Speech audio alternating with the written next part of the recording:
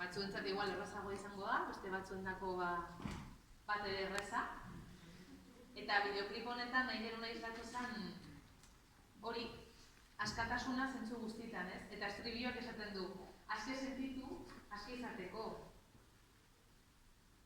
Ulertzen dugulako askatasuna zuk benetan ez baduzu sentitzen libre zarela, nahi duzun hori izateko, nahi duzun bezala janzteko, nahi duzun amaikatzeko, nahi duzun egiteko, ez zara benetan libre izango, ez? Orduan pixkat hitz joko hori erabiltzen genuen islatzeko hemen ateratzen gara, karakterizazio ezberdinekin, modu batera, bestera, eta amaitzeakoan agertzen gara danak biluzik, ez? Azkenean kendu egin dugu, hor jantzita eta erantzita eta ezarrita eramaten ditugun patroi, aurreritzi eta mirra horiek guztiak, ez? Kendu ditugu eta hori gara, ez?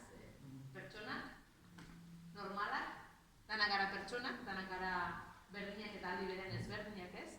Eta pixkat hori islatu nahi genuen bideo honetan. Pixkat, nik uste, hausnartze aldera, ez? Zematen du ez bai nagusia zarenean dana errazagoa dela edo etzarela bizi